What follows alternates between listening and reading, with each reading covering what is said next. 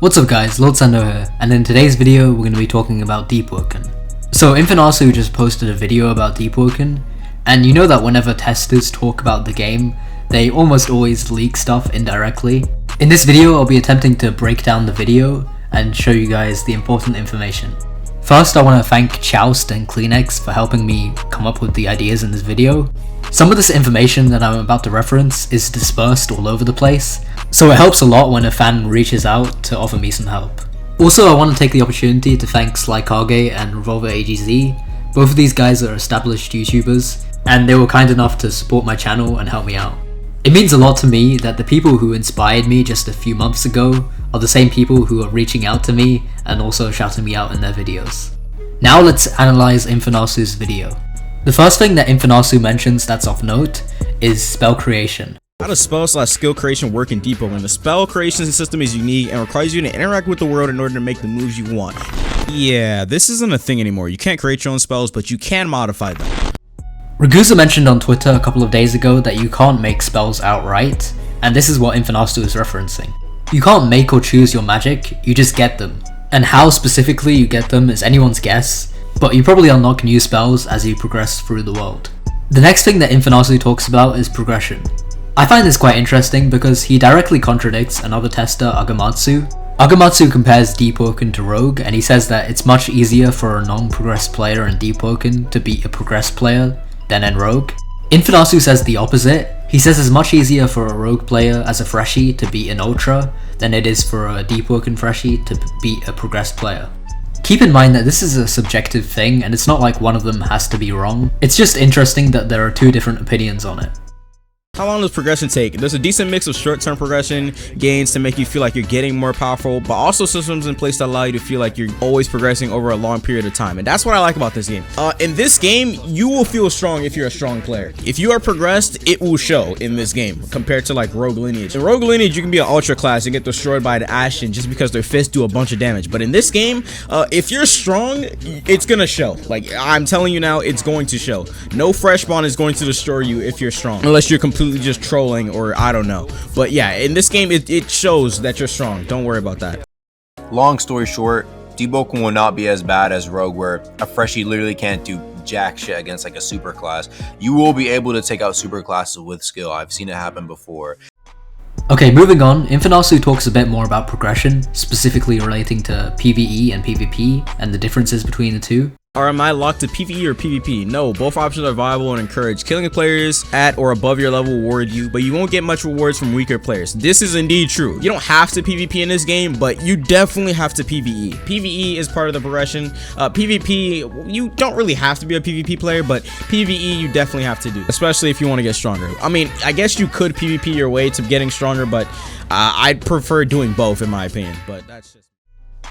So while Infernasu mentions that, in his opinion, the best way to progress is by doing both PvE and PvP, he mentions that it's possible to progress just from PvE, but it's basically impossible to progress from just PvP.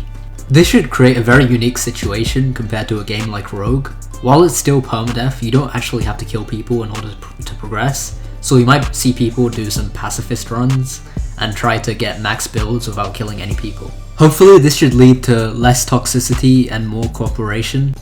Now Infernasu goes into a bit more detail regarding PvE. He doesn't really mention any specifics, but the way that he reacts gives me the impression that in Deepwoken, PvE is going to be cheesy somewhat. The Deepwoken NPC is going to have the same level as Rogue or more difficult to play against. NPC bosses in Deepwoken are a lot more thought out in design and should be a lot more fun and fair than Rogue. Whoa, fun and fair than Rogue. Okay, we'll see about that. While not liking a challenge, we think that the NPCs will challenge your skills while not forcing you to rely on cheese strats. I don't know about that one. That's all I'm gonna say about that. Okay. Infernasu's reaction gives me the impression that PvE fights in Deepwoken might not be fair, and they might force you to rely on cheese strats, but we don't really know if this is the case because it's just one person's opinion. In an AVA livestream a few days earlier, Infernasu asked his friend what were some of the things that he hates about Deepwoken, and he mentions that the things that Par made are all unbalanced and annoying. This guy awakened. If I play Deepwoken, bro, and Par is actually on some stupid shit, You're actually gonna have problems. Power makes most of the stuff you hate in Deepwoken, so be ready. He says that most of the stuff that he hates about the game is made by Par, so I wouldn't be surprised if Par is responsible for creating the NPCs and the PvE combats. So on the info document, Ragusa mentions the existence of the two worlds, which are presumably the Etrian Luminant and the Depths, and Infernasu goes over this, and he says he has no idea what Ragusa is talking about. How much map will exist on release? 2 separate worlds. I don't really know about that. I don't know if it's gonna be 1 or 2 because obviously the game isn't out yet. One of them is nearly twice the size of Gaia. The other one is half the size of Gaia. Okay, interesting. I don't even know about that stuff. It's interesting how he doesn't know about this, and I assume that he just probably got confused and didn't realize that Ragusa was talking about those 2 separate places. Moving on, Infernasu went on to cover the second infodoc. So there's this NPC called the Enforcer, and we've seen it in the infodoc and in Agamatsu's When the Monster is Sus video. I assume that there are 2 different versions of the boss, one for the Depths and one for the Etrian Luminant, because the settings that they were in were completely different. But Infernasu's reaction makes me believe that the devs probably placed it there just to take a picture. This Enforcer boss probably only resides in the Depths. What? How can... Okay. I don't know how this is in that area, but okay. The last thing that Infernasu talks about is the absolute power thing that Ragusa mentioned in the infodoc. Infernasu also has no clue what this is. What the hell? I haven't even seen this part in game yet, so I don't even know where this is. Find absolute powers hidden within the seas. They are yours for the taking. Infernasu mentions that he hasn't seen this before, and it's probably some super endgame content that only a few people have access to. That's my analysis of Infernasu's video. If you enjoyed this, then please consider subscribing to the channel. Thank you guys for watching, and I will see you in the next one. Peace out.